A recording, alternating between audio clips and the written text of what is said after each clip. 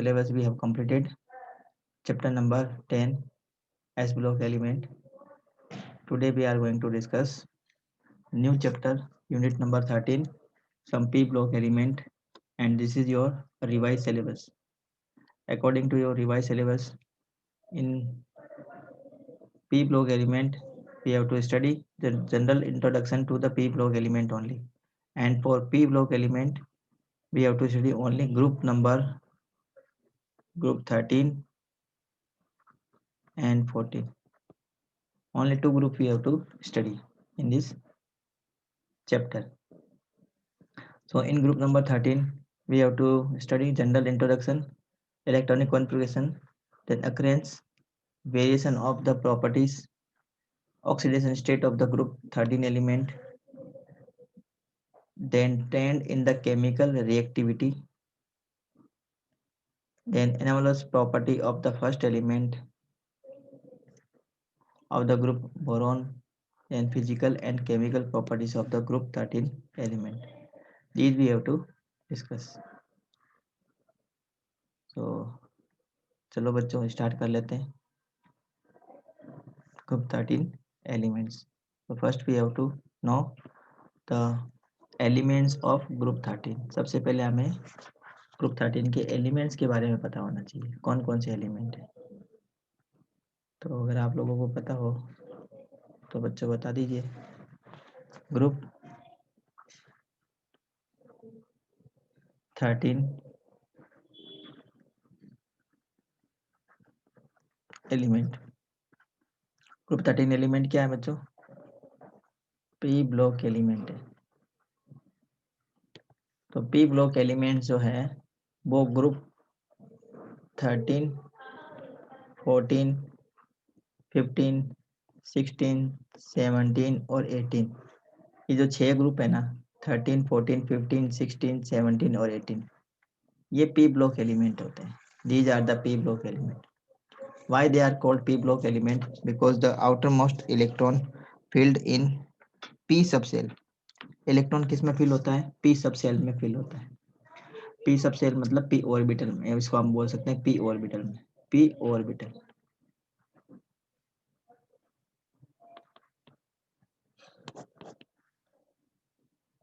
p orbital में electron fill होता है. अब p इलेक्ट्रॉन में इलेक्ट्रॉन फील्ड होता है, p ऑर्बिटल में इलेक्ट्रॉन फील्ड होता है, इस वजह से हम बोलते हैं group 13 element. General electronic configuration देखें अगर हम, general electronic configuration, general electronic configuration of P block element. तो अगर एक ही लाइन में अगर हमें लिखना है जनरल इलेक्ट्रॉनिक कॉन्फ़िगरेशन, तो हम क्या लिखेंगे? NH2 NP 1 2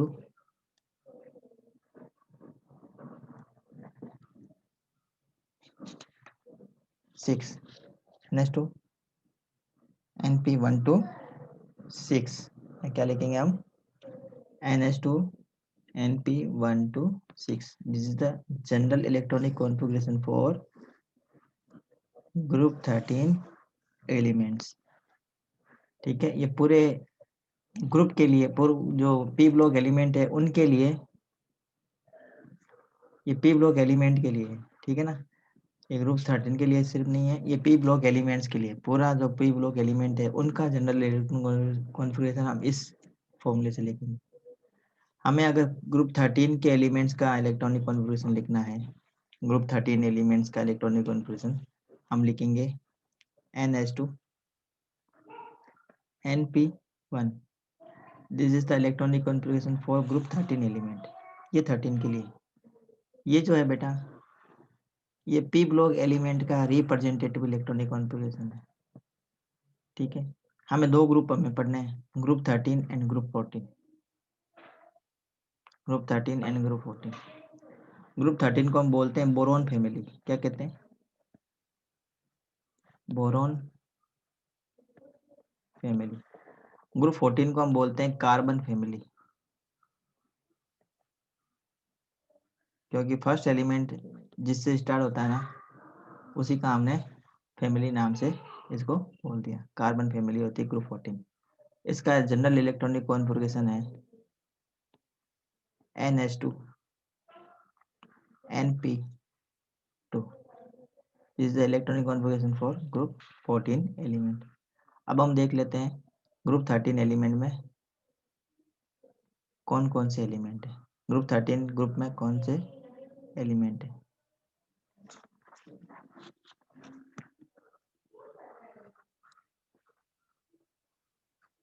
ग्रुप 13 एलिमेंट्स कौन कौन से हैं। बोरोन, एल्यूमिनियम,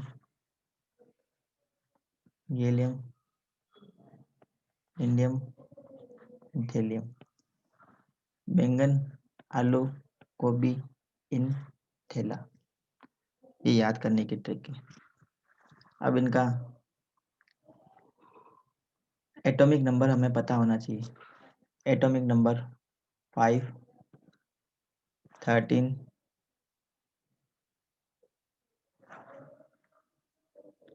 ठीक है। इसके आगे आपका एटॉमिक नंबर पता है क्या होगा बच्चों, बताइए जल्दी से। अगर किसी को पता हो तो जल्दी से बता दो। एटॉमिक नंबर क्या क्या हो सकते हैं इनके। 18 ऐड करना है इसमें। इसमें आपको ऐड करना है +18। नेक्स्ट आ जाएगा 31। इसमें आपको ऐड करना है 18। इसमें प्लस ऐड करो 18। 31 में 18 ऐड करेंगे 49। इसमें ऐड करो 32। इसमें ऐड कर दो 32। एटॉमिक नंबर आ जाएगा 18। तो ये इनका एटॉमिक नंबर है। ठीक है, बात समझ में आ गई। बात समझ में आई बच्चों, जो मैंने बताया आपको समझ में आ रहा है।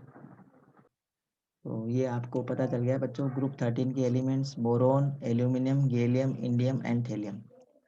याद करने की ट्रिक मैंने बता दी। बैंगन, आलू, गोभी, इन, थैला, ये इसकी याद करने की ट्रिक है। ठीक है, ऐसे आप इसको याद कर सकते हैं। अब हम इसमें नेक्स्ट पढ़ लेते हैं बच्चों एटॉमिक मास। इसका एटॉमिक मास भी हम देख लेते हैं बच्चों। एटॉमिक मास है बोरोन का 10। एटॉमिक मास अलग होता है, एटॉमिक नंबर अलग होता है, आपको पता होगा। 10.81 इसका एटॉमिक मास है। फिर अगर एल्यूमिनियम की बात करें तो ये हो गया 26.98। तो इसको 27 माना जाता है। फिर इसका है 69.72। फिर है 114.82 और टेलुरियम का है 204.38। इसको 70 मानते हैं और इसको 115 मान लेते हैं। ठीक है, ये है ग्राम पर मोल में। ग्राम पर मोल, अगर मतलब 1 मोल बोरोन होगा तो उसका वेट इतना होगा 10.81 ग्राम। 1 मोल बोरोन का वेट होगा। 1 मोल एल्यूमिनियम हो, 1 मोल ऑफ एल्यूमिनियम, तो इसका वेट कितना होगा 27 ग्राम। 1 मोल गैलियम हो तो उसका वेट कितना हो जाएगा लगभग 70 ग्राम। तो इस टाइप से इसका मास निकल गया है। एवरेज एटॉमिक मास है ये। ठीक है, अब हम इसकी आयोनिक रेडियस और रेडियस के बारे में भी देख लेते हैं। तो हमें पता है बच्चों इन ए पर्टिकुलर ग्रुप में जब हम अप टू डाउन आते हैं, तो एटॉमिक साइज क्या होती है, एटॉमिक साइज इंक्रीज होती है। एटॉमिक साइज क्या होती है, इंक्रीज होती है। तो एटॉमिक साइज इनकी कंटिन्यूसली इंक्रीज हो रही है। अब हमें रेडियस वगैरह से कोई मतलब नहीं है। ठीक है, हमें कोई डिजिट हमें याद नहीं करना है, इसका एग्जैक्ट वैल्यू जो है वो हमें याद नहीं करना, बस आपको ये ध्यान देना है कि atomic size up to down आने से इंक्रीज होगी। अब एटॉमिक साइज इंक्रीज हो रही है तो आप मुझे बताओ इनकी आयोनिक रेडियस भी क्या होगी, अप टू डाउन आने से इंक्रीज होगी। आयोनिक रेडियस भी अप टू डाउन आने से इंक्रीज होगी। अब इसका हम देख लेते हैं बच्चों आयोनाइजेशन एंथैल्पी। तो आयोनाइजेशन एंथैल्पी आप सभी बच्चों को पता होगा आइसोलेटेड गैसेस एटम में से एक इलेक्ट्रॉन को रिमूव करने के लिए जितनी एनर्जी की रिक्वायरमेंट होती है उसे हम बोलते हैं ionization enthalpy. Ionization enthalpy is the amount of energy that is required to remove one electron from the isolated gaseous atom in its gaseous state. अगर कोई भी एलिमेंट का जो एटम है अपनी गैसेस स्टेट में है और उस गैसेस स्टेट से हमें एक इलेक्ट्रॉन को रिमूव करना है और वो आइसोलेटेड है, तो एक इलेक्ट्रॉन को रिमूव करने के लिए जितनी एनर्जी की रिक्वायरमेंट होगी उसे हम बोलेंगे आयनाइजेशन एंथैल्पी. तो जनरली इनके लिए आयनाइजेशन एंथैल्पी की वैल्यू कम होती है. फर्स्ट आयनाइजेशन एंथैल्पी की वैल्यू इनके लिए कम होती है. डेल्टा आई एच इसको मैं लिख देता हूँ 1. तो इनकी वैल्यू जो है ना लगभग बच्चों कम होती है. तो अप टू डाउन आने से आयनाइजेशन एंथैल्पी की वैल्यू क्या हो रही है, डिक्रीज हो रही है. अप टू डाउन आने से आयनाइजेशन एंथैल्पी आई ई की जो वैल्यू है वो क्या होती है, डिक्रीज होती है. अप टू डाउन आने से up to down in a group the value of ionization enthalpy decreases. और एक और बात आपको ध्यान देनी है कि ग्रुप 13 के जो एलिमेंट्स हैं ग्रुप 13 के जो एलिमेंट्स हैं कौन कौन से, boron, aluminium, gallium, indium and thallium. ये जो एलिमेंट्स है 5 एलिमेंट, इनके लिए IE1 की जो वैल्यू होती है ना ये क्या होती है, वेरी लेस होती है. लेकिन इनके लिए IE2 की जो वैल्यू होती है ना ये बहुत हाई होती है. इसका भी हम डिस्कशन करेंगे कि मतलब इनके लिए आयनाइजेशन एंथैल्पी 1 की वैल्यू कम होती है लेकिन IE का 2 का मतलब आयनाइजेशन एंथैल्पी 2 इसकी वैल्यू हाई होती है. रीजन ये मैं यहाँ पे बता देता हूँ बच्चों. जैसे अगर हम बोरोन की बात करते हैं तो बोरोन का इलेक्ट्रॉनिक कॉन्फ़िगरेशन हम कैसे लिखेंगे, बोरोन जिसका एटॉमिक नंबर क्या है बेटा 5 है, 1s2 2s2 2p1, ये इसका इलेक्ट्रॉनिक कॉन्फ़िगरेशन है. ये हो गया बेटा K और ये हो गया L. ठीक है, K और L से इसमें 2 इलेक्ट्रॉन होते हैं, इसमें 3 इलेक्ट्रॉन होते हैं, टोटल 5 इलेक्ट्रॉन होगा. अब यहाँ पे जब भी हम इसको एनर्जी देते हैं, बोरॉन के एटम को अगर हम एनर्जी प्रोवाइड करेंगे आइसोलेटेड गैसेस एटम को, तो बोरॉन अगर एक इलेक्ट्रॉन रिमूव करके बी पॉजिटिव बनाता है तो उसके लिए डेल्टा IH1 की जो वैल्यू है वो क्या होगी, लेस होगी, कम होगी, इतनी ज़्यादा नहीं होती. तो इसके लिए वैल्यू लिखी है बेटा 801 किलो जूल पर मोल. ठीक है, 801 किलो जूल पर मोल. अब अगर एक इलेक्ट्रॉन निकाल दिया हमने, जैसे एक इलेक्ट्रॉन निकाल देंगे तो बोरॉन में से एक इलेक्ट्रॉन निकाल देंगे तो B+ बनेगा. अब इसमें से हमें एक और इलेक्ट्रॉन निकालना है, तो एक और इलेक्ट्रॉन निकालेंगे तो वो जो वैल्यू होगी जो हम एनर्जी इसको प्रोवाइड करेंगे उस एनर्जी को हम बोलेंगे IE2 मतलब क्या है, आयनाइजेशन एंथैल्पी सेकेंड. इसकी जो वैल्यू है ना बच्चों ये बहुत ज़्यादा हाई होगी और इसकी जो वैल्यू बता रखी है वो है 2427 किलो जूल पर मोल, है ना. इतनी ज़्यादा एनर्जी की रिक्वायरमेंट होगी तब जाके B+ से B+2 बनेगा. मतलब एक इलेक्ट्रॉन और निकालने के लिए इतनी ज़्यादा अमाउंट में एनर्जी की रिक्वायरमेंट होगी. फर्स्ट इलेक्ट्रॉन निकालने के लिए सिर्फ हमें 801 किलो जूल एनर्जी की रिक्वायरमेंट होती है. सेकेंड इलेक्ट्रॉन निकालने के लिए इतनी ज़्यादा एनर्जी की रिक्वायरमेंट होती है. यहाँ पे रीज़न क्या है, मैं रीज़न यहाँ पे बता देता हूँ बच्चों. रीज़न देखो, जब हमें एक इलेक्ट्रॉन निकालना है तो वो एक इलेक्ट्रॉन कहाँ से जाएगा, आउटर मोस्ट ऑर्बिटल से जाएगा. तो यहाँ पे जो वैलेंस सेल है वो कौन सा, ये वैलेंस सेल है, this is the valence shell. अब वैलेंस सेल में ये जो इलेक्ट्रॉन है ना बेटा, ये वाला जो इलेक्ट्रॉन है, ये इलेक्ट्रॉन सबसे पहले रिमूव होगा. ये इलेक्ट्रॉन रिमूव होगा तो बहुत ही आसानी से ये इलेक्ट्रॉन रिमूव कर देगा क्योंकि बोरॉन के पास में S के अंदर 2 इलेक्ट्रॉन है, 2s के अंदर 2 इलेक्ट्रॉन है और p के अंदर एक ही इलेक्ट्रॉन है, तो इस इलेक्ट्रॉन को आराम से रिमूव कर देगा। ठीक है, क्या बन जाएगा, B+ बन जाएगा। अब B+ की जो स्ट्रक्चर है वो क्या है, 1s2 2s2, ये इसके इलेक्ट्रॉनिक कॉन्फ़िगरेशन है।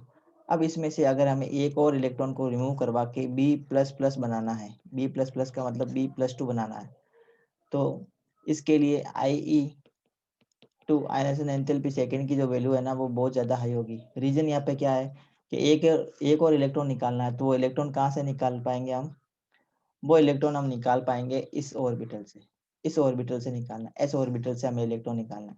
तो एस ऑर्बिटल के अंदर सिर्फ 2 ही इलेक्ट्रॉन होते हैं, एस ऑर्बिटल में 2 इलेक्ट्रॉन है और दोनों इलेक्ट्रॉन मतलब एस ऑर्बिटल क्या है, फुल्ली फील्ड है। एस इलेक्ट्रॉन क्या है, फुल्ली, और एस ऑर्बिटल क्या है, फुल्ली फील्ड ऑर्बिटल है। और फुल्ली फील्ड ऑर्बिटल में से इलेक्ट्रॉन को रिमूव करना क्या होता है, डिफिकल्ट टास्क होता है। To remove electron from fully filled s orbital is difficult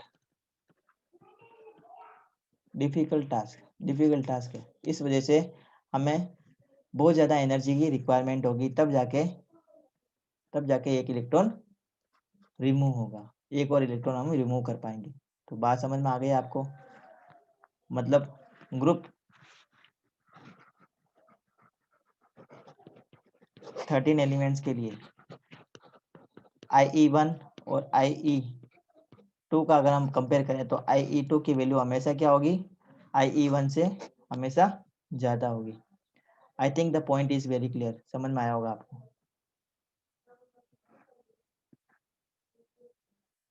समझ में आया बच्चों आपको, पॉइंट समझ में आ गया आपको।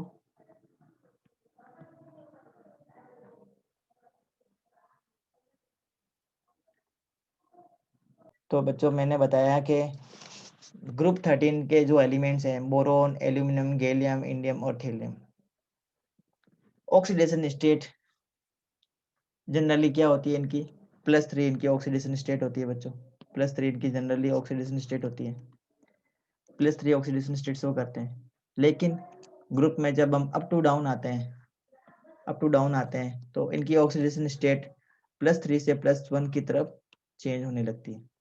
इसका सबसे इंपॉर्टेंट रीजन है कौन सा, inert pair effect.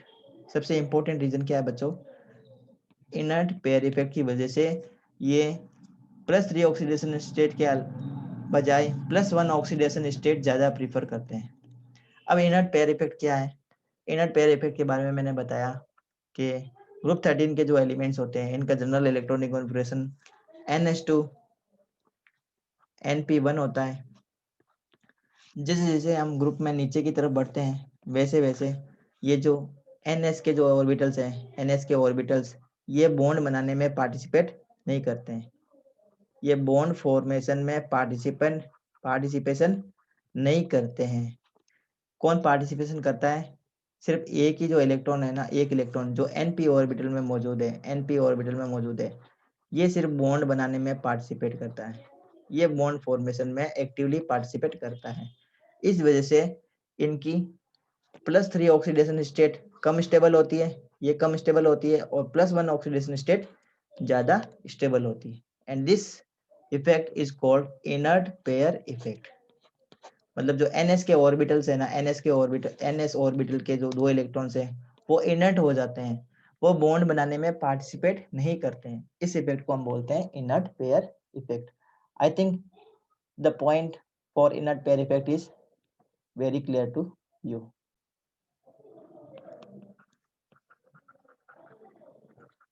Chemical reactivity,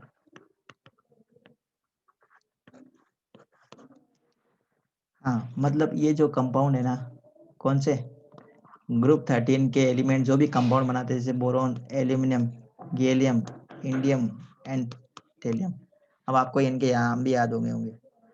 ये जनरली क्या करते हैं, कोवलेंट कंपाउंड बनाते हैं। क्या बनाते हैं, जनरली कोवलेंट कंपाउंड बनाते हैं। कोवलेंट कंपाउंड बनाने का रीजन मैं बता देता हूँ। इसके अंदर जो फर्स्ट जो एलिमेंट है ना, जैसे ये बोरोन है, एल्यूमिनियम है, ये जनरली कोवलेंट कंपाउंड बनाते हैं। ये वाले जो एलिमेंट है ना, देखो कौन से, गैलियम, इंडियम, थैलियम, ये आयोनिक कंपाउंड बना देते हैं। ये आयोनिक कंपाउंड बनाएंगे, ये कोवेलेंट कंपाउंड बनाएंगे। अब इसका मैं रीजन बता देता हूँ। रीजन ये है कि साइज बहुत छोटा है, small size of cation and high charge of cation. Cation का साइज छोटा है और दूसरा उसके ऊपर चार्ज भी बहुत ज़्यादा है। जैसे बोरोन की अगर हम बात करें, बोरोन +3 बनाता है तो साइज बहुत ज़्यादा छोटा हो जाएगा। साइज छोटा है, साथ में इसके ऊपर चार्ज कितना है, चार्ज है, +3 का चार्ज है। तो अकॉर्डिंग टू फाजान रूल्स, अगर केटाइन का साइज छोटा होता है और उसके ऊपर चार्ज की डेंसिटी ज़्यादा होती है, तो वो क्या करेगा, एनायन के जो भी इलेक्ट्रॉन्स है ना, वो उसको अपनी तरफ क्या करेगा, अपनी तरफ पुल्ड करेगा। तो बॉन्ड कैसा हो जाएगा, कोवलेंट बॉन्ड हो जाएगा। मतलब आयनिक बॉन्ड के अंदर किस टाइप के कैरेक्टर जनरेट हो जाएंगे, कोवलेंट कैरेक्टर जनरेट हो जाएंगे। तो कोवलेंट कैरेक्टर जनरेट इन आयोनिक बॉन्ड के अंदर कोवलेंट कैरेक्टर जनरेट हो जाएंगे। दो रीजन मैंने बताया, क्या क्या, एक तो हाई चार्ज और दूसरा मैंने बताया स्मॉल साइज ऑफ केटाइन। ये जो केटाइन है ना, इनकी साइज क्या छोटी है, स्मॉल साइज के हैं ये, और साथ में इसके ऊपर चार्ज भी ज़्यादा है। तो ये क्या करेंगे, इलेक्ट्रॉन के क्लाउड्स को अपनी तरफ पुल करेंगे। तो क्या होगा, बच्चों, इनके अंदर कोवलेंट कैरेक्टर जनरेट हो जाएंगे। बात समझ में आ रही है बच्चों?